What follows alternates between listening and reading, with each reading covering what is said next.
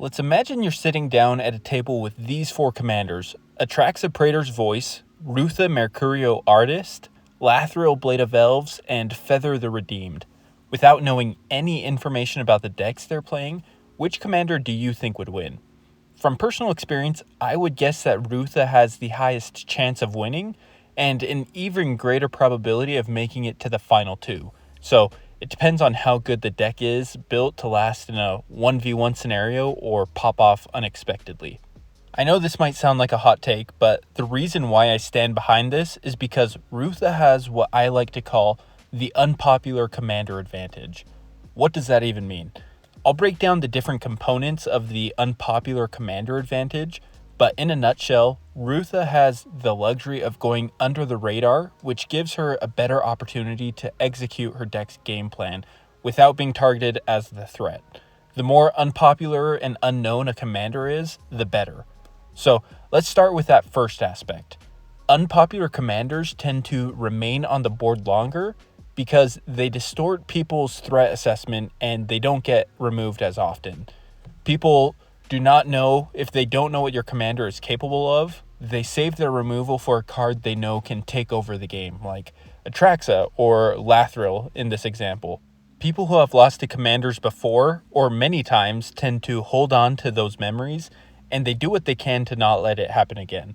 For example, I know that I can't let Kali of the Vast attack, or else I'll see a Valgavoth, or an Avacyn, or an Ancient Copper Dragon, or X huge creature that wants to be cheated into play come out of nowhere. So if I see a haste enabler on Kalia's board, I save a counterspell or an instant speed removal because I know what will happen if I don't. Unpopular commanders, on the other hand, tend to have less inherently strong abilities than these top tier commanders, so the card itself does not break the game, and it's more of the deck supporting it. As a result, people are not usually worried about your commander or its ability because it's not a game ender. Otherwise, more people would be playing those commanders. So that's advantage number one. Unpopular commanders don't get removed as much because the creature is not perceived as a threat, so it distorts their threat assessment. The second part of the Unpopular Commander Advantage is that the commander's strategies and synergies are largely unknown. As a result, people don't know what pieces you need to pop off and what is key to your strategy, so those key pieces usually remain on the board longer. If you've ever played against aristocrat commanders like Lasil Kor, you know how dangerous an unlimited sacrifice outlet is, so getting rid of a Phyrexian Altar is a priority. Or in the case of Rutha, people see the commander and they think it's not really a great card. If you've never seen this card before, the creature costs 3 mana and has the ability pay 2 mana. Return Rutha Mercurial Artist to its owner's hand. Copy target instant or sorcery spell you control. You may choose new targets for the copy. So if you've never seen this card before and it's at the table, which is usually the case because it only has about 300 decks as opposed to, let's say, Atraxa's 36,000 decks, you likely think to yourself, wow, that's a pretty bad card, or at least an inefficient card. That's a 5 mana copy spell when you could literally cast a copy spell for 2 mana. And yeah, you're absolutely right. She is a 5 mana copy spell.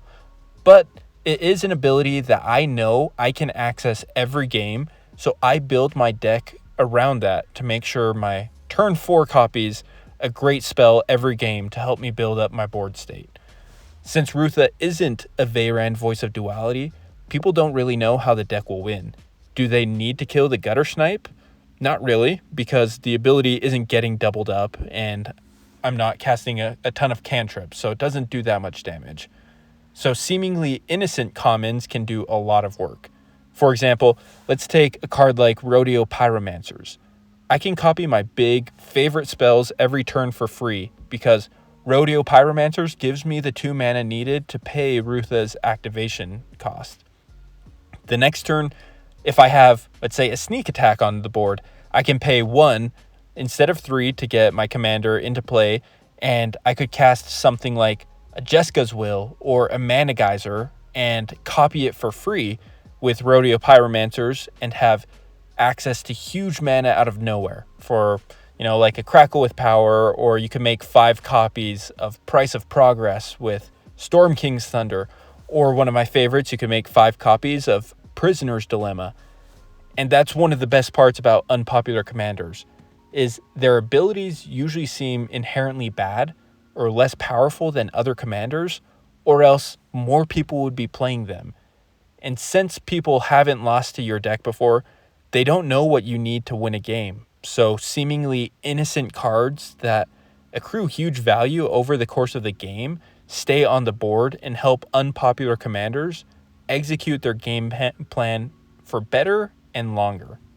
Number 3, if you've never seen or lost to a commander before, you don't know what cards are in their hand at any given moment or what they're capable of doing in their turn.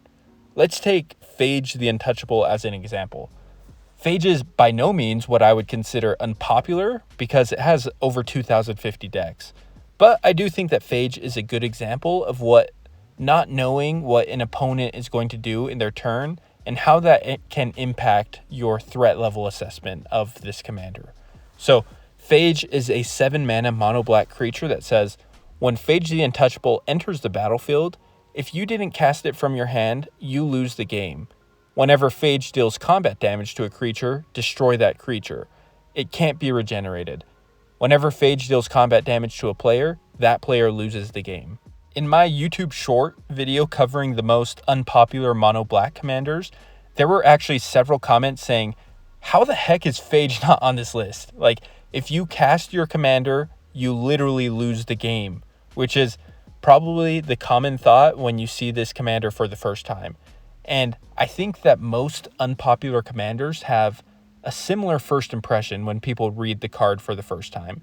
Either, oh, that card is not very good, I don't really need to worry about it.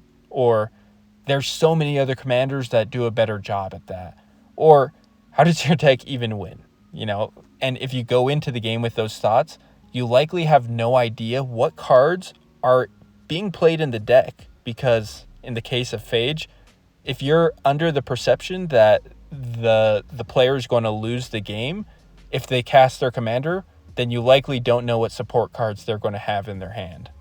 So in this Phage example, as the game went on, you'd realize that the Phage player won't lose from the game because they're not going to cast their commander from their hand.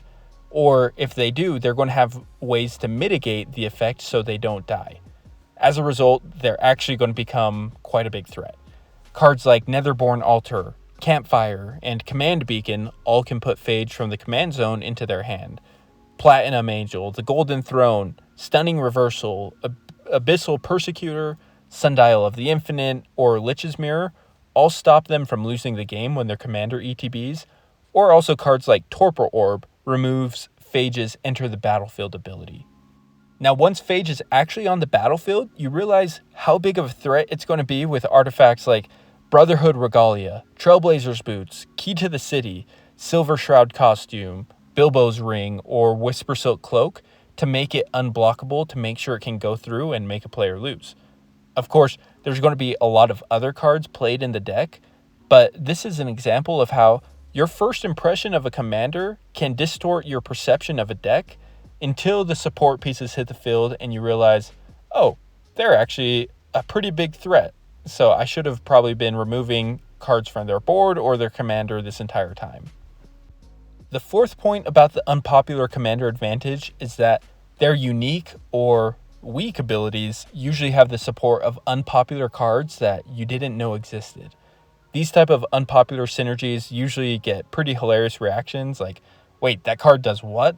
So continuing with this Phage example, an unpopular card that supports this commander is Endless Whispers, which sees play in under 5,000 decks, and 1/3 of those are Phage decks. So if you haven't seen this card before, it says, each creature has, when this creature is put into a graveyard from play, choose target opponent. That player puts this creature card from that graveyard into play under his or her control at end of turn. So if you're seeing this card, you're like, who would play that? Like, why would you want to give everyone else creatures and have every creature to have that ability? So when you see this, Phage dies. The Phage player gets to choose which opponent gets to put Phage on the battlefield under their control, and lose the game as a result of its ETB effect. Like, who even does that? Who plays that card? And if I polled commander players who play unpopular commanders, I'd imagine that everyone has several unique cards that people usually have never seen before because their commander's unpopular ability synergizes with these unknown card effects.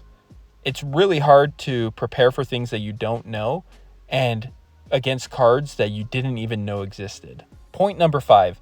Unpopular commanders usually don't start out the game as arch enemy or with a target on their back, so these commanders can benefit greatly from sandbagging, which allows them to win out of nowhere.